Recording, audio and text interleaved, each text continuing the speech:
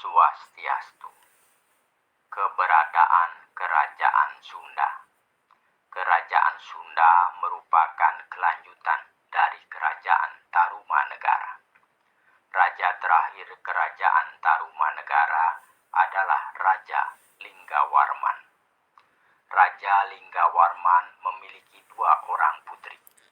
Yang sulung bernama Manasih, kemudian diberi istri oleh Tarusbawa dari Sunda.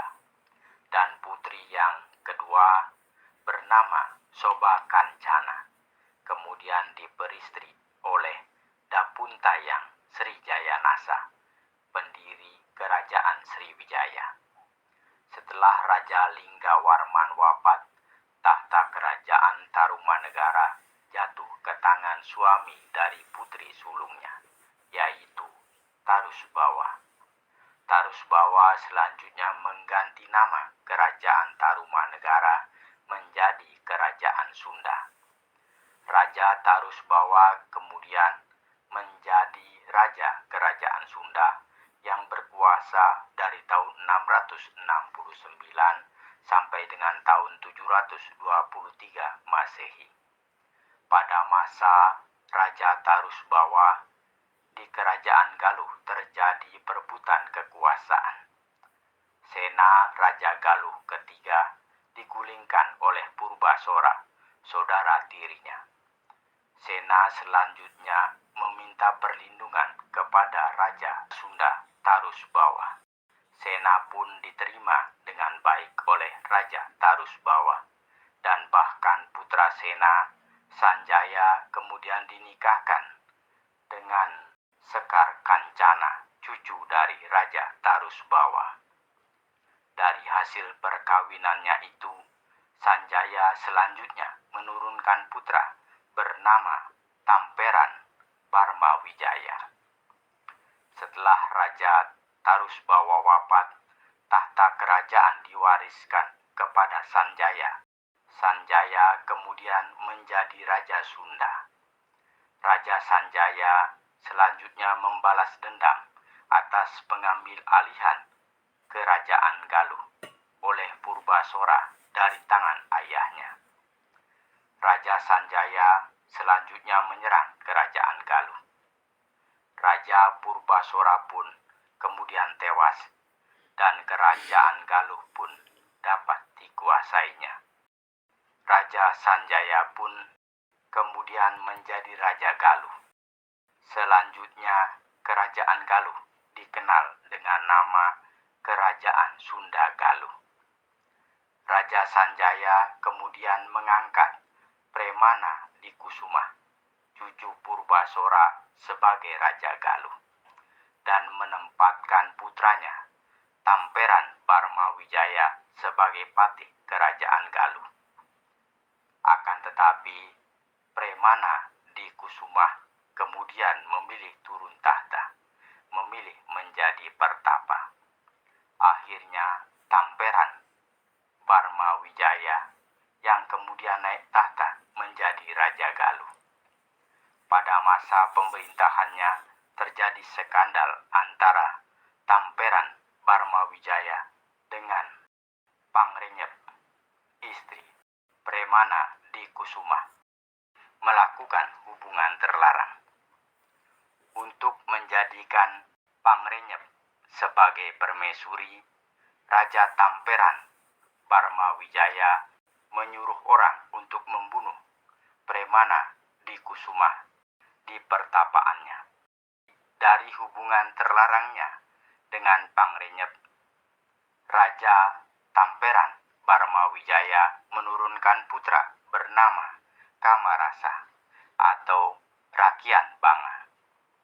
Kemudian pada tahun 732 Masehi, Raja Sanjaya harus meninggalkan Kerajaan Sunda Galuh, Jawa Barat. Karena Raja Sanjaya harus mewarisi tahta buyutnya, Ratu Sima, Kerajaan Kalingga, Mataram kuno di Jawa Tengah. Kekuasaan Kerajaan Sunda Galuh kemudian diberikan kepada putranya, Raja Tamperan Barmawijaya.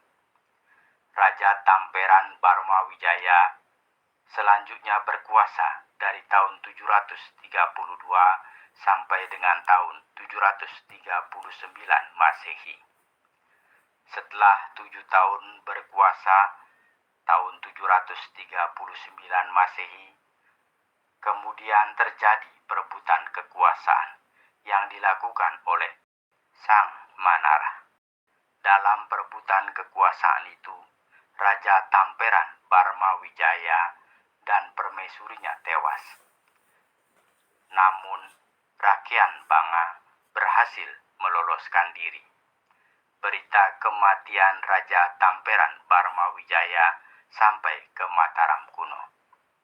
Raja Sanjaya kemudian mengirim pasukan menyerang Galuh. Perang besar pun terjadi antara sesama keturunan Wretikandayun. Pada akhirnya perang besar itu dapat dihentikan oleh Raja Resi Demunawan, tetua kerajaan Galuh. Selanjutnya diadakan perundingan, dan dalam perundingan itu menghasilkan kesepakatan. Kerajaan Galuh diserahkan kepada Sang Manara, sedangkan kerajaan Sunda diserahkan kepada Rakyat Banga. Akan tetapi, Rakyat Banga menjadi raja bawahan Sang Manara. Meskipun Rakyat Banga tidak senang, tetapi tetap menerima hasil keputusan itu. Dengan begitu, kesepakatan itu menjadi babak baru yang menempatkan kerajaan Sunda berbalik menjadi bawahan kerajaan Galuh. Untuk memperkuat perjanjian kesepakatan antara Sang Manara dengan Rakyat Banga, Sang Manara dan Rakyat Banga kemudian dinikahkan dengan kedua cicit dari Demunawan. Sang Manara dinikahkan dengan Kancana Wangi, sedangkan Rakyat Banga dinikahkan dengan Kancana Sari, adik Kancana Wangi. Rakyat Banga kemudian berkuasa dari tahun 739 sampai dengan tahun 766 Masehi. 2 tahun setelah perundingan pembagian kekuasaan antara kerajaan Sunda dan kerajaan Galuh, Rakyat Banga kemudian melepaskan diri dari statusnya sebagai bawahan kerajaan Galuh. Rakyat Banga kemudian diganti oleh putranya, Rakyat Medang Prabu Hulu Kujang, sebagai Raja Sunda yang berkuasa dari tahun 766 sampai dengan tahun 783 Masehi. Kerajaan Sunda terus berdiri hingga abad ke-16. Itulah cerita mengenai keberadaan Kerajaan Sunda. Cerita itu saya olah dari buku Babon Kerajaan-Kerajaan Nusantara yang ditulis oleh Faisal Ardi Gustama. Semoga ada manfaatnya. Apabila ada penyampaian yang kurang berkenan, mohon dimaafkan. Saya akhiri dengan mengaturkan para Santi. Om Santi, Santi, Santi.